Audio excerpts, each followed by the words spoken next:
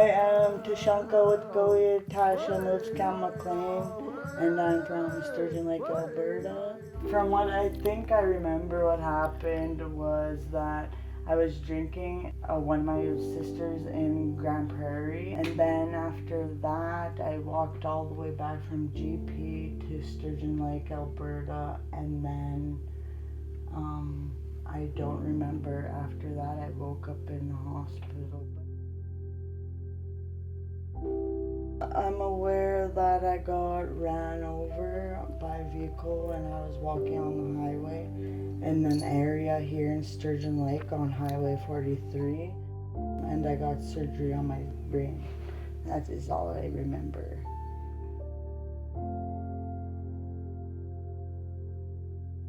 I'm Charlotte Goodswimmer, and I'm from Sturgeon Lake Cree Nation. I was actually headed to a hockey game for my boy on my way to the Ridge Valley area from Sturgeon Lake. There was an emergency scene. It seemed like it was taking a really long time to clear up.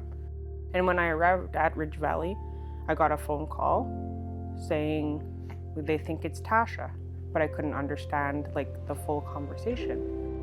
Calling the other sister that she was with that evening before, nobody knew where Tasha was. And it was at that point where it was just tried calling the hospitals. We just had to get to Edmonton. And at that point, we didn't really know exactly which hospital we were heading to. We just grabbed a bag of clothes, threw everything in the car, and me and my mom took off. So when we did try, is Tasha Movescamp in the hospital there, they would answer with we have nobody here under that name. She was listed as a Jane Doe. I'm Tracy McLean, and I'm from Sturgeon Lake Cree Nation. So what happened was the night before, Tasha went hunting with her sister and her sister's boyfriend. I texted her sister and said, when are you going to be here? You need to hurry up and get home, right? And where's Tasha? She said Tasha had left when walking, and I said, what are you talking about? You need to try and get a hold of her. You guys need to get home. She had to drive to the lake before she could come home. I was like, well, where's Tasha? She goes, well, I went looking when I did go to the lake and I couldn't find her. Somebody mentioned something about a young lady was found in the ditch. One of her friends said that that person they found had a tattoo, which is this one here with the rosary. And so I freaked out. Called the hospital, called the RCMP, and I was just pacing. She was flown out. They couldn't confirm it was Tasha, however, they kind of suspect because of the tattoo, and then they said that she's being flown to Edmonton for surgery. It's life or death.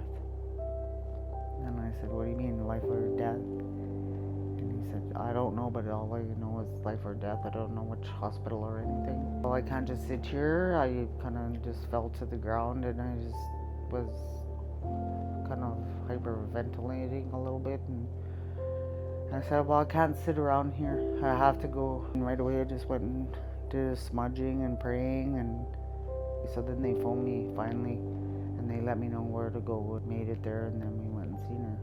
It was a horrible experience, just being in the hospital. Every day there was something, and it was very traumatizing. That was the worst experience I ever had. Meanwhile, I'm trying to help get my daughter well. We smudged her and said prayers, and then he sang songs. At that time, she was moving and biting and just trying to waken up from her brain injury. I was just trying to yell for help, and I was pressing the call button. Nobody would come, and I was like, oh my gosh, Tasha, and I was just trying to hold her down, and she was really constantly moving, but of course she couldn't talk. The charge nurse desk was just out the room, so I went running over there. I said, I need help. I've been pressing the button. Nobody's coming to help me. And that charge nurse just looks at me. Oh, somebody will be there in a bit. Yes, we'll send somebody right away. And then I still had to wait. I had to go in and hold her down. And I finally, 45 minutes, they freaking sent somebody. And by that time, I was so freaking angry. No one would come.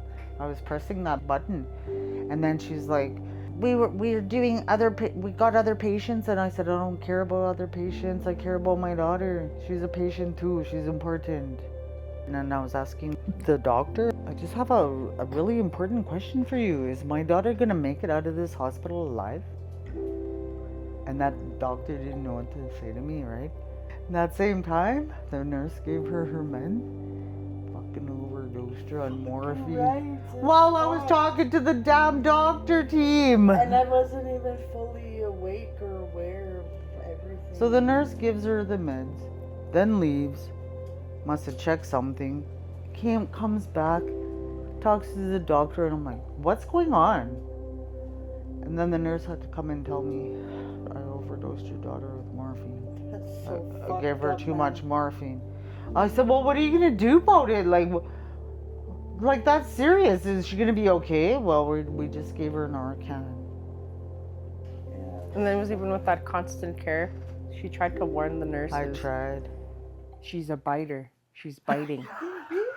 And so my mom gets these winter gloves from the dollar store, kind of a thicker kind of thing, but just something for Tasha to chew on, right? To Tasha would grab my hand and she tried to bite, and then or scratching it. So I got creative, bought some gloves and some dog toys so she could bite. Because I'm the dog. But that. Post-accident, noticeable changes, like of course the memory loss. All the things that she doesn't remember, the trauma response is she starts making up memories, right? So a lot of times Tasha's gonna tell us stories, her memories, but they can be incorrect, or just some of the small things are just her trying to bridge kind of the gaps in the brain. So those are noticeable things, but her personality is still pretty much the same. I kind of noticed that she's a bit louder nowadays. The difference is I completely lost the ability to do basically everything, even like talk, make sentences. Like before, I was terrible because I was into bad, hard drugs and stuff like that, and I would always disrespect my mom and my sisters and all of them basically. Yeah, and I can't see myself from a different point of view, so I never know how I am or anything. And thinking of like sentences to make, like any type of word, like I always freaking forget, and it just pisses me right off. When I get angry at myself because I can't do things or can't even think of like or remember anything, then I just get really mad, and then I just like calm myself down in my head, or I just want to like kill myself. I like imagine myself like killing myself. Like it's so fucked up. Like I imagine myself hanging myself in my closet room, and I don't know if it was a dream or a memory or like what the fuck that was, or if it was just me making it up. I can never know. I try to just remember what my mom and her and my other sister tell me. To stop thinking it down on yourself, and just to think of how far you come throughout this whole thing from the beginning to the end, and all the things I went through, and just be proud that I'm still here and I'm not giving up no matter what still. My message would be that no matter what situation you are in life, good or bad, you still have a choice to push yourself to better yourself no matter what it is you're doing in life. Because like look at me, like my accident happened and I'm still not giving up. So it's like I don't think anybody should ever give up on themselves, on trying to better themselves. I love you, and my experience is kind of shitty, but I'm like trying to make positivity out of this. Say you got this.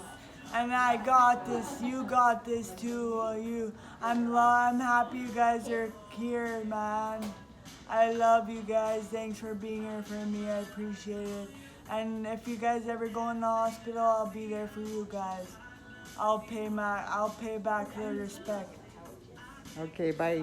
Bye. I love you.